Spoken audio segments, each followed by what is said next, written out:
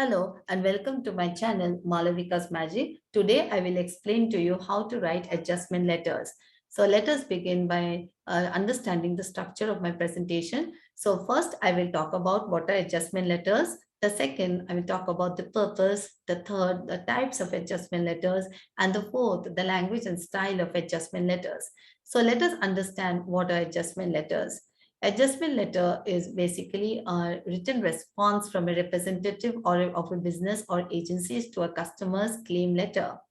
So a claim letter, as we all know, arises or is written because the customer is unhappy with the receipt of the product and therefore draws the attention of the organization towards this. So since it is a dissatisfaction that has been expressed by the customer, so the organization has to be very careful while drafting an adjustment letter, as they have to try and uh, uh, get the trust back from the customers and try and somehow make the customers feel that this was a mistake, and so therefore they are not going to repeat this mistake in future. So all these facts have to be written in the adjustment letter. So now let us move on to the purpose of an adjustment letter. The purpose of the letter is, of course, to inform the reader that an unsatisfactory situation is being corrected. Very true. The second is, of course, to give only factual information to the receiver or to the customer. The third is avoiding excuses, or giving long explanations, because long explanation tends to be rather fishy, and the customer would definitely get bored and also will start doubting, the credibility of the organization.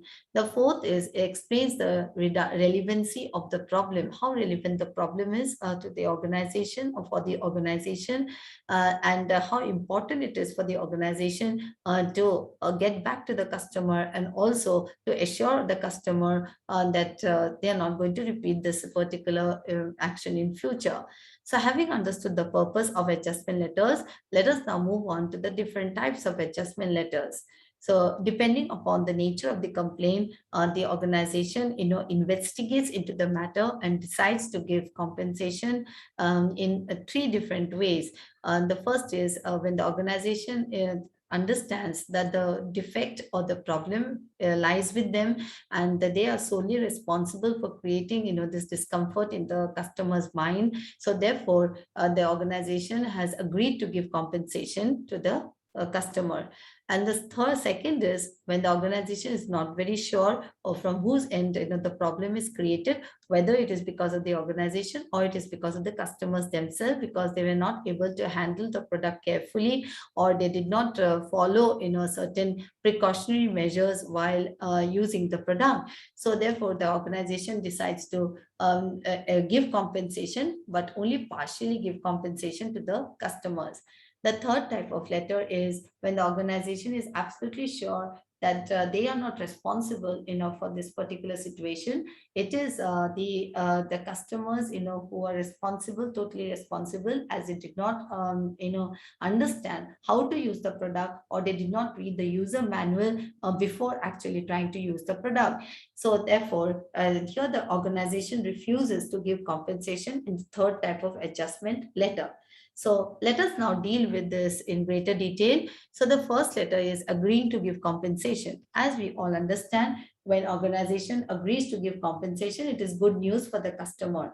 So following the principles of letter writing, we will begin the first paragraph with good news or sharing good news with the customer. So we'll begin like this. We will be glad to know that the company has agreed to compensate for the damage. And in the second paragraph, the organization will cite reasons for the damage, and will also assure customers that henceforth they are going to be very careful to how the product is being delivered and whether the packaging has been done properly or not. And the third paragraph will end in a note of goodwill. So having understood the first type of adjustment letter. Let us now move on to the second type of adjustment letter. That is, the organization partially agrees to give compensation. Now, here also, there is a good news that whatever compensation the company has agreed by from the board of directors, so therefore they are going, that is a good news for the customer. And so the first paragraph, we should begin with the good news, that is what the organization has agreed to compensate. The second paragraph will give reasons on the company's inability to give complete compensation. So what the company will cite reasons as to why they're not in a position to give complete compensation, and those reasons have to be based on factual information and not based on emotions.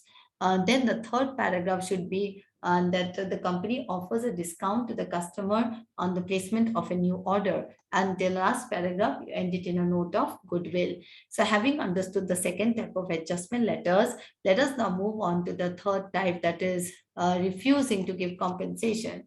Now we understand that from this, that this is a negative letter. That is, it is not a very good, is not a good news for the customer. It is bad news for the customer. So instead of beginning with the bad news, we are going to acknowledge, or rather the organization is going to acknowledge the receipt of the claim letter. Thereby, it is neither good news or neither bad news. It is but factual information. So, and slowly, gradually, the organization will reveal or will give the news to the customer that why they're not able to give reasons to the customer, as by explaining to them their inability to give compensation, to give complete compensation or even partial compensation. And in the third paragraph, and the organization gives advice to the customer as to how they should handle the product by giving some very crucial points, or giving certain helpful tips as to how the user manual is very important before actually using the particular product, guiding their attention to the drawing their attention to to the reading of the user manual, to the importance of the user manual. And this will definitely help the customer to also understand that it is their fault, or rather it is because of their negligence that the damage has occurred. And so henceforth, they're going to be very careful when they place an order for the product. Then the next paragraph will be, the organization should offer discount to the customer on the placement of a new order.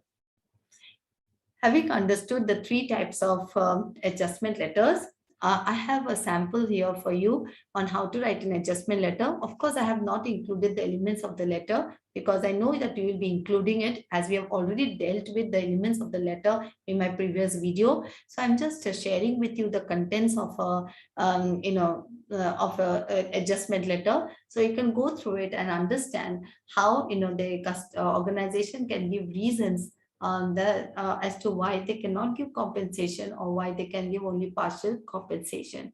So please go through this very carefully before actually attempting the question on adjustment letters in the examination.